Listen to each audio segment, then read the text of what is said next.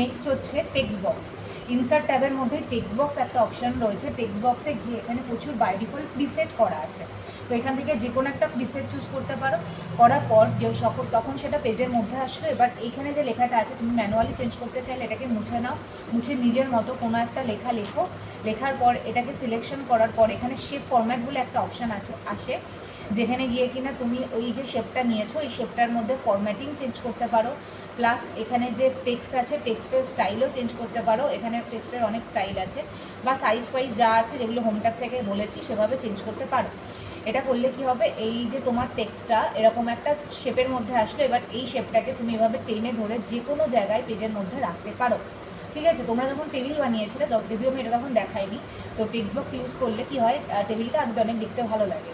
ঠিক আছে, কারণ কি টেক্সটের মতো এটা ইচ্ছা মতো টেক্সট যেমন ইচ্ছা মতো সরানো যায় না, অ্যালাইনমেন্ট মেনে সরাতে হয়, বাট এটা তুমি ইচ্ছা মতো যেখানে খুশি সরাতে পারবে।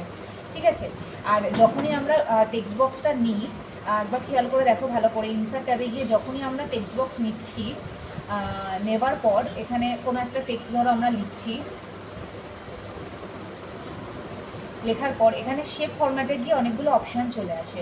একটা হচ্ছে কি শেপ ফিল, শেপটা কী কালারের হবে সেটা এখান দিয়ে তুমি যদি মনে করো শেপ ফিলের কালার চেঞ্জ করবে, দেন সেটাও এখান থেকে করতে পারো। এখানে অনেকগুলো কালারের অপশান রয়েছে। শেপ আউটলাইন মানে শেপের বর্ডার কালার কী হবে সেটা এখান থেকে চেঞ্জ করতে পারো। শেপ এফেক্ট মানে শেপটার মধ্যে 3D এফেক্ট হবে কীরকম, বা গ্লো এফেক্ট হবে, সেগুলো এখান থেকে চেঞ্জ করতে পারো। এগুলো নিজেরা একটু ম্যানুয়ালি দেখে নেবে, এরকমভাবে 3D রোটেশনে হয়ে যাবে, বা অনেক অপশান রয়েছে। আর যদি মনে করো টেক্সটের কালার চেঞ্জ করবে, তাহলে এখান থেকে গিয়ে কুইক স্টাইল অপশানে যাবে, যাওয়ার পর এখান থেকে টেক্সটের স্টাইল চেঞ্জ করতে পারবে। আর টেক্সটের সাইজ চেঞ্জ করতে গেলে হোম ট্যাবে গিয়ে যেভাবে টেক্সটের সাইজ চেঞ্জ করতে হয় সেভাবে টেক্সটের সাইজ চেঞ্জ করতে হবে।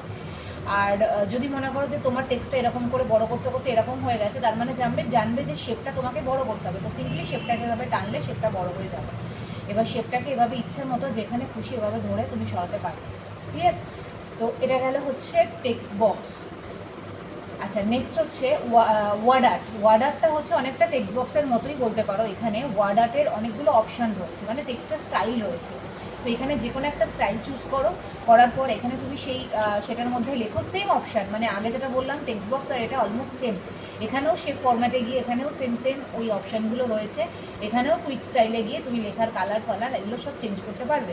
এটাকেও ইচ্ছে মতো যেখানে খুশি সরাতে পারবে। তো এমএস ওয়ার্ডের ইনসার্ট ট্যাবে গিয়ে এখানে টেক্সট বক্স আর word art almost same option.